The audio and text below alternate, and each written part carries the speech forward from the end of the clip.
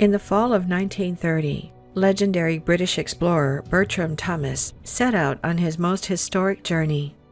He would attempt to be the first European to cross the daunting Rub al-Khali, that inhospitable Arabian desert known intimidatingly to English speakers as the Empty Quarter.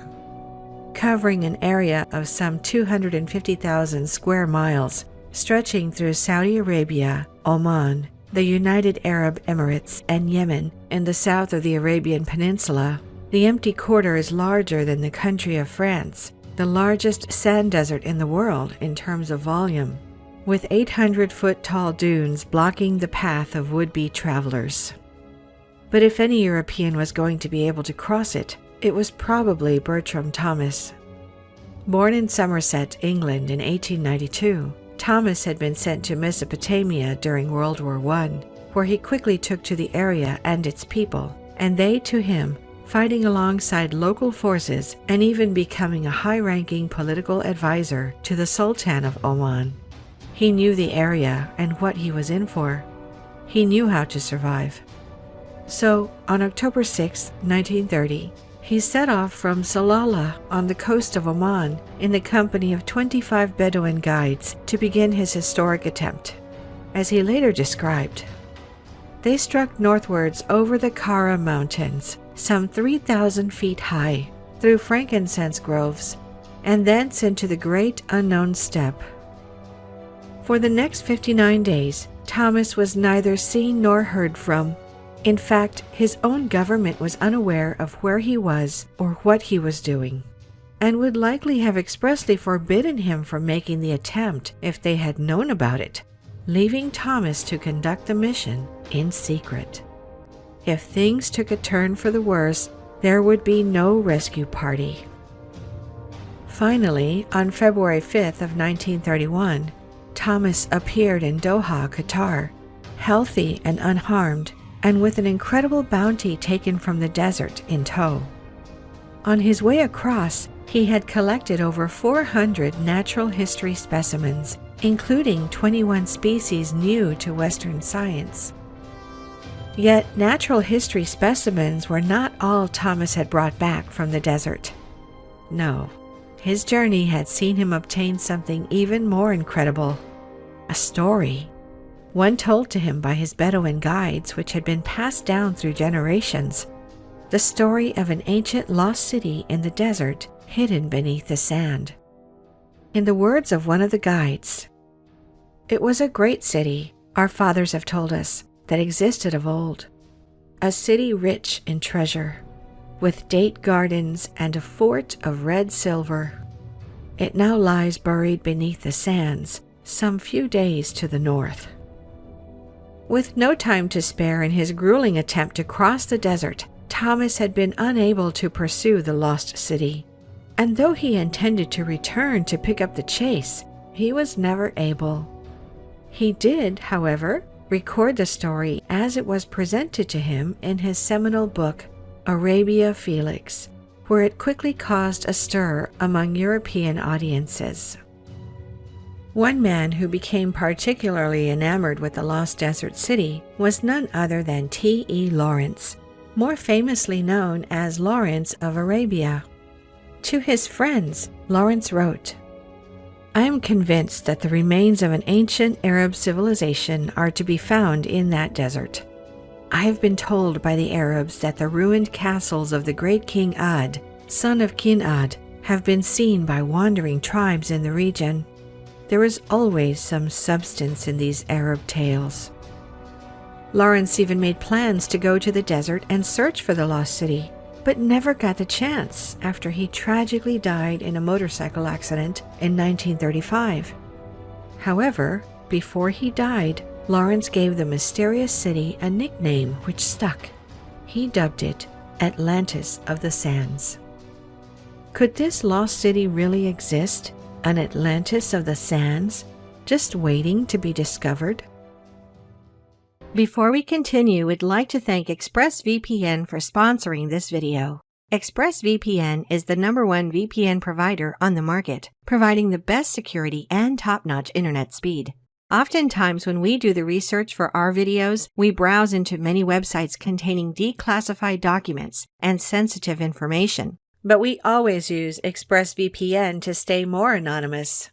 We know that using incognito mode or clearing your internet history can't prevent others from prying into your online activity, as your internet service provider can always see what you're doing and what you're researching. No matter who your internet service provider is, they're all legally allowed to sell your data to ad companies for excessive prices. Thanks to ExpressVPN, you can block your internet provider from seeing what you're doing. By encrypting your data and rerouting your internet connection through a secure server, don't allow your personal information to be stolen, and learn how to get 3 months free of the best VPN provider on the market.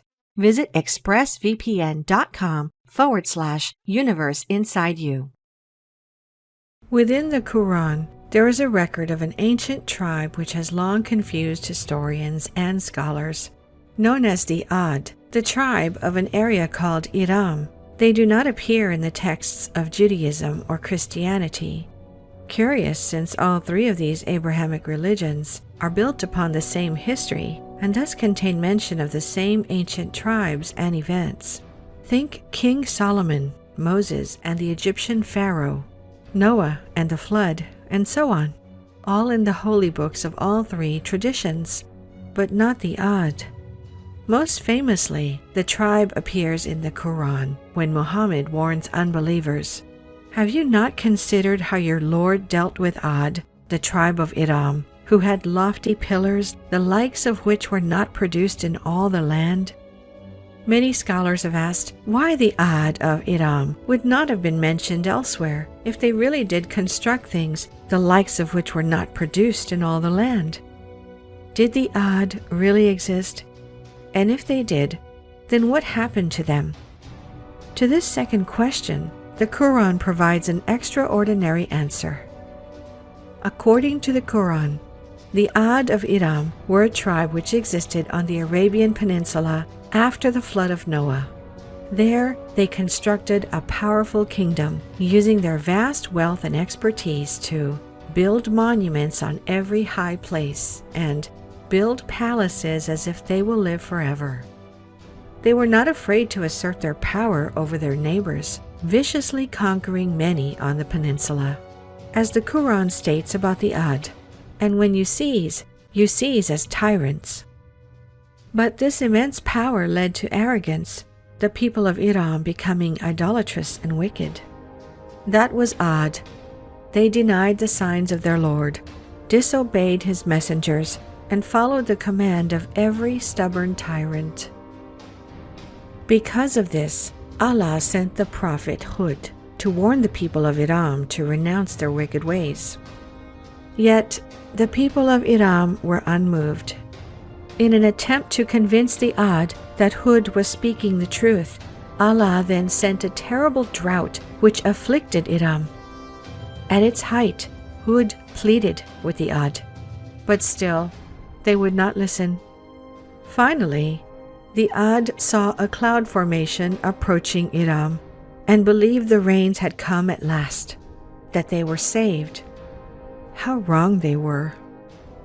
Then when they saw the torment as a dense cloud approaching their valleys, they said happily, "This is a cloud, bringing us rain." But Hud replied, "No, it is what you sought to hasten, a fierce wind carrying a painful punishment."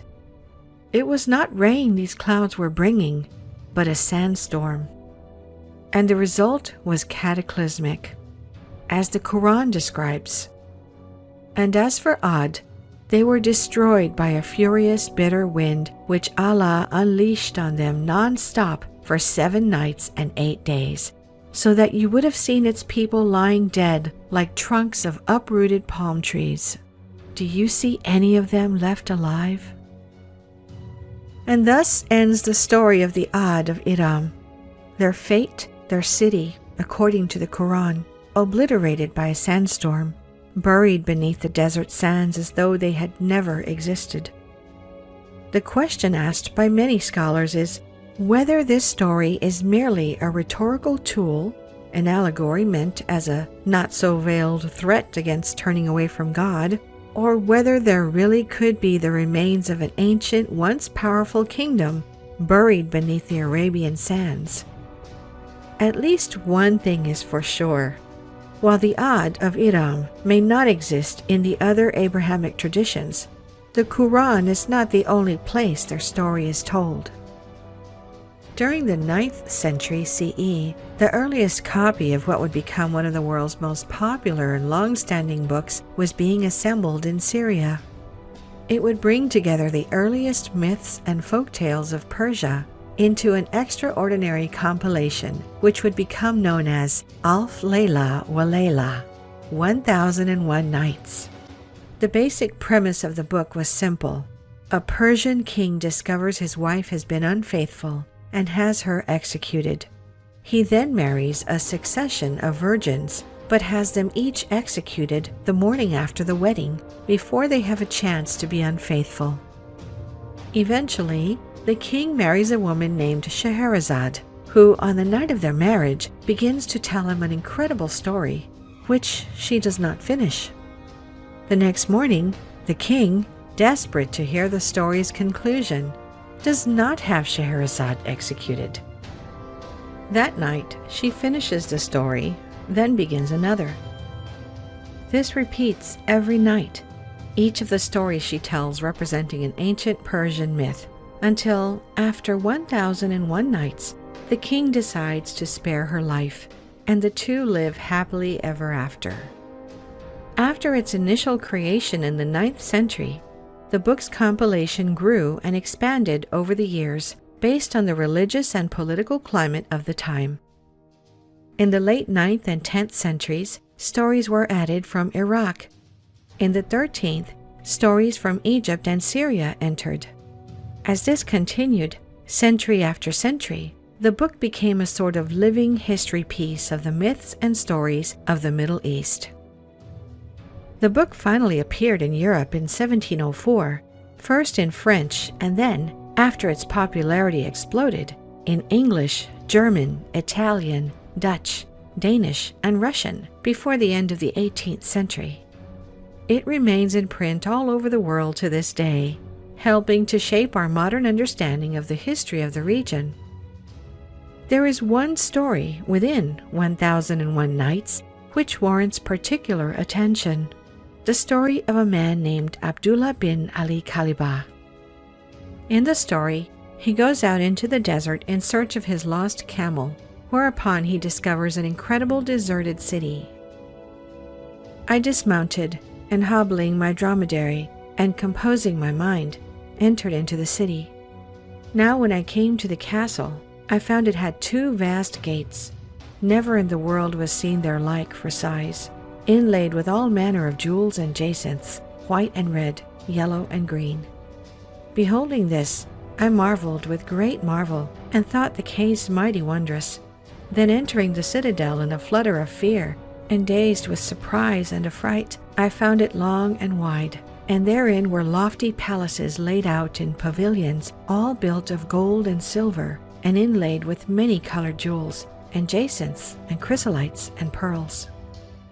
And the door leaves in the pavilions were like those of the castle for beauty, and their floors were strewn with great pearls and balls no smaller than hazelnuts, of musk and ambergris and saffron.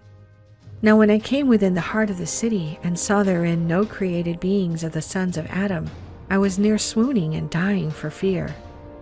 Moreover, I looked down from the great roofs of the pavilion chambers and their balconies, and saw rivers running under them, and in the main streets were fruit-laden trees and tall palms, and the manner of their building was 1 brick of gold and 1 of silver.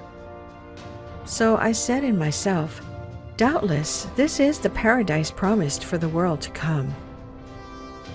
Returning from the lost city, Abdullah immediately seeks to inform local government officials of his incredible find, describing to them in detail the unbelievable things he had seen, and even showing them some of the pearls and balls of musk and ambergris and saffron. The officials, amazed by the tale but skeptical, send for another man, an expert in such things, and ask him if he had ever heard of such a magnificent city. To this, he immediately replies, "Yes, O Commander of the Faithful, this is Iram, with pillars decked and dight, the like of which was never made in the lands, and the builder was Shaddad, son of Ad the Greater." The man then regales Abdullah and the officials with the story of the mighty King Shaddad and his city of Iram of the Pillars. Shaddad reigned over the earth alone. Now he was fond of reading in antique books and happening upon the description of the world to come and of paradise with its pavilions and pilaries and trees and fruits and so forth. His soul moved him to build the like thereof in this world, after the fashion aforesaid. Now under his hand were 100,000 kings, each ruling over 100,000 chiefs, commanding each 100,000 warriors. So he called these all before him and said to them, "I find in ancient books and annals a description of paradise as it is to be in the next world, and I desire to build me its like in this world." For many years they toiled, constructing this city of paradise for their all-powerful ruler, until finally they went to the king and told him his city was ready. Yet, before the mighty king could even reach the city, disaster struck. Shaddad set out with his host, rejoicing in the attainment of his desire, till there remained but 1 day's journey between him and Iram of the Pillars. Then Allah sent down on him and on the stubborn unbelievers with him a mighty rushing sound from the heavens of his power, which destroyed them all with its vehement clamor, and neither Shaddad nor any of his company set eyes on the city. Moreover, Allah blotted out the road which led to the city, and it stands in its stead unchanged. Before Shaddad could enjoy the spoils of his paradise created on earth, he and his city were destroyed, lost to the Arabian sands forever. It seems, upon a close reading, that the story of Abdullah bin Ali Kalibah both confirms and expands upon the story of the Ad of Iram in the Quran. Could there really be not only a lost city buried under the sands of the Arabian desert, but a lost city of unimaginable wealth, a paradise lost? For years, centuries even, many scholars asserted that the legendary lost city of Iram was not real, that it was merely a product of religious allegory and fantasy fiction. That is, until the 1970s, when everything changed. In 1964, an archaeologist from the University of Rome named Paolo Mattia launched a mission to a site in northern Syria, an area called Mardik, some 35 miles southwest of Aleppo. For the first few years, Mattia and his team found very little at the site, save for a few scattered fragments which encouraged them to keep excavating. Finally, in 1968, came the breakthrough they were hoping for. That year they uncovered a statue dedicated to the goddess Ishtar, which bore an ancient inscription which read, Ibit Lim, King of Ebla. This was a stunning find. Ebla was the name of a city spoken about in the texts of the ancient Egyptians, Sumerians, and Akkadians, but never identified in modern times until now. Recognizing the importance of the discovery, Mathieu and his team slowly continued excavating the site over a period of years, uncovering numerous temples, walls, gates, and other impressive buildings which had once made up the city of Ebla. What happened next, however, would blow away everything they had previously found. In 1974, Mathieu and his team were removing debris from an ancient palace when they discovered 42 clay tablets which appeared to be part of some sort of palace archives. As it turned out, that was only the start. There beneath the earth were many thousands of clay tablets stored neatly on shelves that had collapsed in a fire which seemed to have destroyed the palace. The fire, it appeared, had been a stroke of luck for archaeologists and historians, as it had preserved the clay tablets as if they were in a kiln. The tablets even had clay catalog tags still attached to them for identification. All told, Archaeologists uncovered some 17,000 tablets and fragments containing an unfathomable treasure trove of information about the city of Ebla and the surrounding region at the time. Most incredibly, the tablets contained detailed information on Ebla's neighbors and trading partners, including Damascus, Gaza, Byblos, Lebanon, and the Canaanites, providing behind-the-scenes historical information on these places at that time, on kingdoms and civilizations which were known about in modern times, but never in this level of detail. It was, according to many, one of the most significant discoveries of the 20th century. Included in the historical record of these neighbors and trading partners was one place in particular which jumped out at archaeologists: the city of Iram. The tablets referred to it as legendary Iram, the city of towers, seeming to confirm that the Iram who had lofty pillars in the Quran and lofty places in 1001 Nights had indeed existed at one time. The tablets even described Iram as a place of black magic and idolatry, seeming to confirm Iram's purported wicked ways in both books. After denying its existence for so long, archaeologists had, for the first time, found tangible proof of Iram. The question is, if there is proof that Iram existed, where is it now? What happened to it? And could it really be buried under sand? Ebla was once a lost city, now found. Could we do the same with Iram? In 1948, a geological party from Petroleum Development Limited of Oman was conducting a survey in the vast, desolate expanse of the Empty Quarter in the country's Dhofar province, when they came upon something most curious. As they were approaching the ancient oasis of Shizr, they noticed in the distance what at first they believed to be a large white cliff. But as they got closer, they realized that it was not a cliff at all, but the wall of a ruined fort, sitting above a quarry-like cave which led down into the darkness of the earth. The area around this fort was totally deserted, leaving the geologists to wonder if and when the area had been a population center warranting a fort, and what had happened to it. But because they possessed no modern archaeological equipment, and because they were more concerned with getting water from Shizr's ancient well on their difficult journey in the desert, they did not pursue questions about this fort any further, simply making a note of it and moving on. Interestingly, Bertram Thomas had, on his own journey across the Empty Quarter in 1930 to 1931, himself stopped at the Shizr oasis, and in fact had made note of a rude fort at the site. However, his guides had told him that the fort had been built by a local sheik only a few hundred years earlier, and so, like the Petroleum Development Limited geologists, Thomas simply made a note of it and moved on. So, was this fort really only a few hundred years old? Or was it something much more? The question would remain unanswered, the mystery unsolved, for more than 40 years. Nicholas Clapp was a writer, filmmaker, and amateur archaeologist who rose to prominence in the early 1990s when a self-described crazy idea totally changed the archaeology game forever. As a boy, Clapp had become enamored with the idea of a lost city under the Arabian sands after reading Bertram Thomas's Arabia Felix.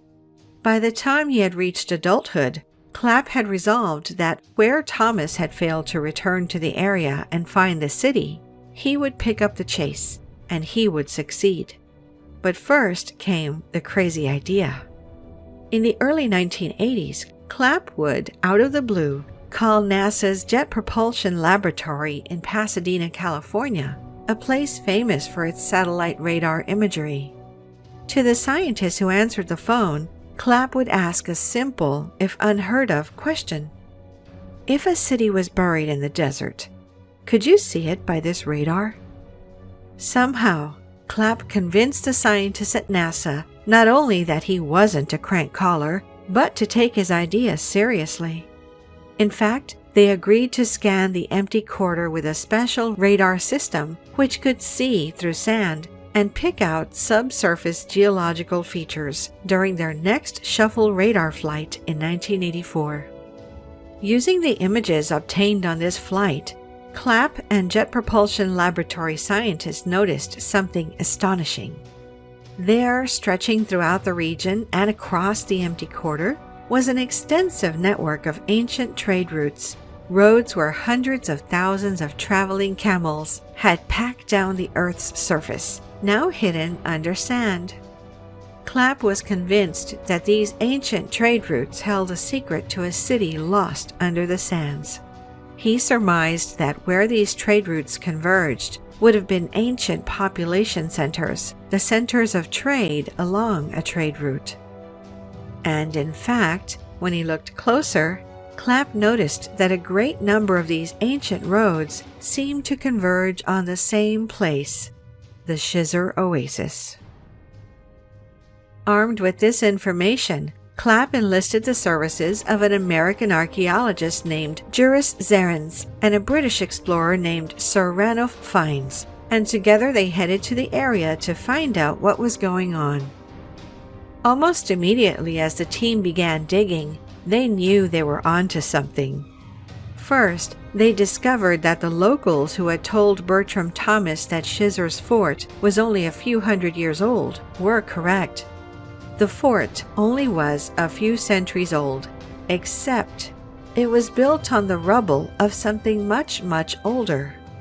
As they began to excavate, they started to uncover the remains of a large ancient settlement, which, remarkably, they dated at nearly 5,000 years old.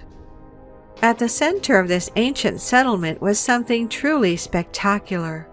There stood a huge and imposing permanent fortress, ringed by 8 walls, each of them some 10 to 12 feet high and 60 feet long.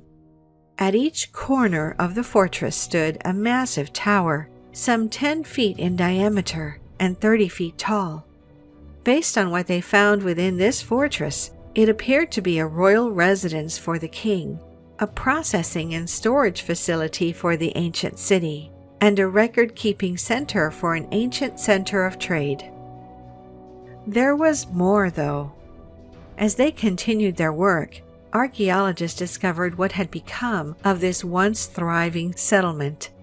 It seemed that the city had been built on top of a limestone cavern, before eventually the city's weight caused it to collapse into a giant sinkhole, destroying the city and forever burying it under sand. As much as it pained them, archaeologists were forced to admit that the parts of the city which had disappeared into this sinkhole were likely lost forever, leaving them only to wonder and speculate what other mysteries might be revealed if only they were able to recover the unrecoverable. But for Nicholas Clapp, no further discoveries were required. He believed the mystery had been solved, that he had gotten what he'd come for. Here was a powerful ancient economic center, marked by imposing towers far beyond what should have been technologically possible at the time, destroyed by a cataclysmic event and buried under sand. For Clapp, this could mean only one thing, that the lost city of Iram had finally been found. Ranulph Fiennes agreed, writing a book in 1992 which claimed the long-standing mystery had been solved. The book was titled Atlantis of the Sands. Could this really have been the long-lost city of Iram found? And if so, what other untold treasures of the once mighty city might be lost deep beneath the earth? And what other ancient mysteries might be solved or revealed? Could it be the gold and jewels of Iram's paradise on earth described in 1001 Nights? Or things the likes of which were not produced in all the land, as described in the Quran? Or might it even be something more? One day in 2004, A neurologist and amateur archaeologist named Abdullah al-Said was out casually searching the Herat lava fields in Saudi Arabia with the hobbyist group which he led when he discovered an unusual 3-foot stone wall. Though perhaps peculiar, he did not think much of it at the time. It was not until 2008 when new and emerging technology totally changed his view on the situation. Using Google Earth, which was only then becoming widely available, al-Said was able to realize the true extent of these curious structures in the area, which he began calling gates. There was not one, not 2 or 3, nor even dozens, but hundreds of them, spread across a vast area. As he described, "I was literally stunned and could not sleep that night, flying like a bird all over the Herat from one enigmatic structure to another. How can we pass by these structures without appreciating their design?" Realizing these structures would require a deeper examination than he was qualified to give, al-Said sent the photos he'd pulled from Google Earth to David Kennedy, an archaeologist at the University of Western Australia, and a man who had spent 40 years documenting stone structures and funeral monuments on the Arabian Peninsula. Over the course of the next decade, Kennedy would search for and document these stone gates, finally reporting in 2017 that he and his team had discovered some 400 of the structures, spanning from several hundred to several thousand feet long, some up to 30 feet thick. Despite his many years of experience, Kennedy was perplexed as to the purpose of these huge structures. In his words, "They don't look like structures where people would have lived, nor do they look like animal traps or for disposing of dead bodies. It's a mystery as to what their purpose would have been." By 2021, the mystery had only deepened as researchers reported having found over 1,000 of the structures, which they were now calling mustatils, the Arabic word for rectangle, over an area of nearly 100,000 square miles.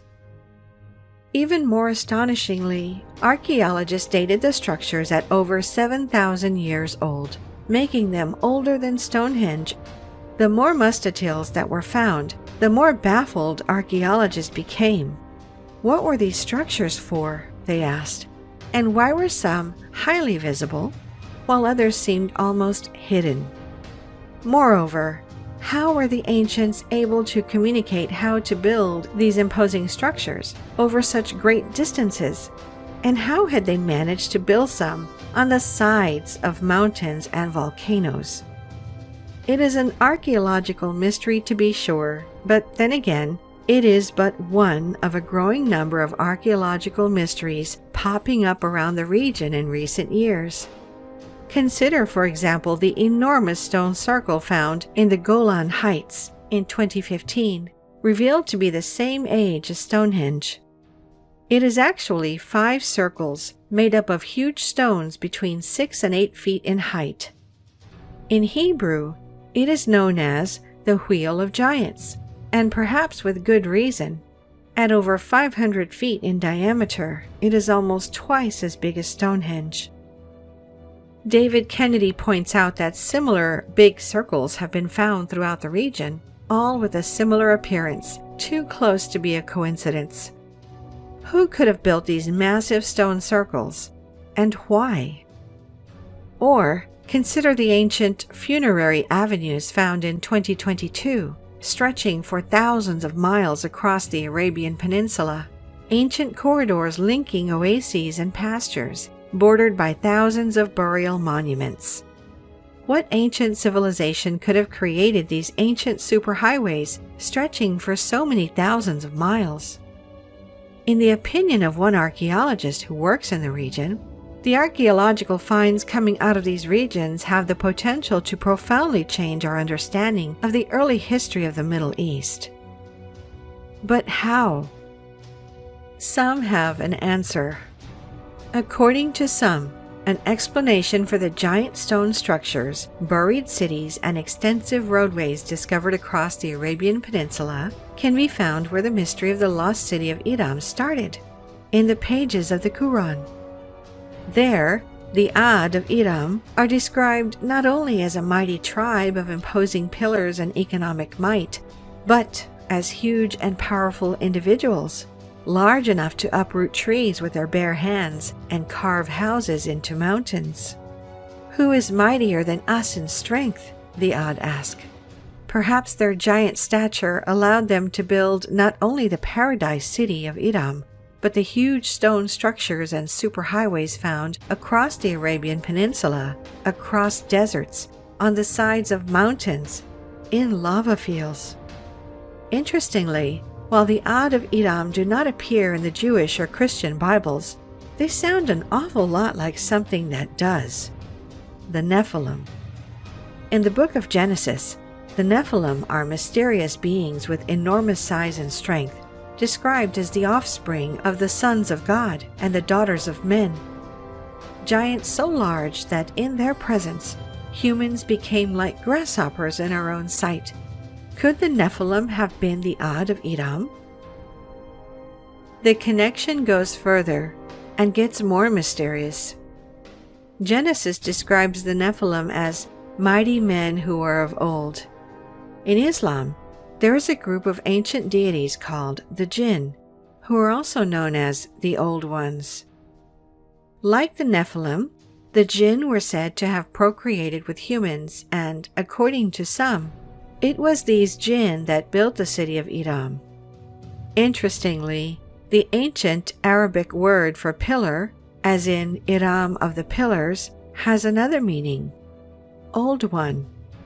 Was Iram of the Pillars really the city of old ones? And were the Ad of Iram really the jinn? Going further, the giant stone mustatils found across the Arabian Peninsula are known to local Bedouin tribes as the works of the old men. Could these massive stone structures, and perhaps the ancient superhighways which connect them, really have been built by these old men? These ancient giants recorded in the Abrahamic traditions as the jinn, the Ad of Iram, and the Nephilim? To answer these questions, one might have to look outside of the official canon of the Abrahamic religions to another ancient holy book, one which tells a story so dramatic it was banned from the Christian Bible. It is known as the Book of Enoch. If you want to know what this book reveals about ancient giants and the history not only of the Arabian Peninsula, but of humanity itself, you can watch our video on the Book of Enoch. And if you want to learn more about giants, we have an entire documentary showing dozens of old newspaper articles talking about the discoveries of giants, together with many stories of historical figures encountering giants in remote places. The link is in the description and the pinned comment. Thank you for watching. If you enjoyed the video, please hit the like button, and if you're new, hit subscribe and the bell next to it for future notifications.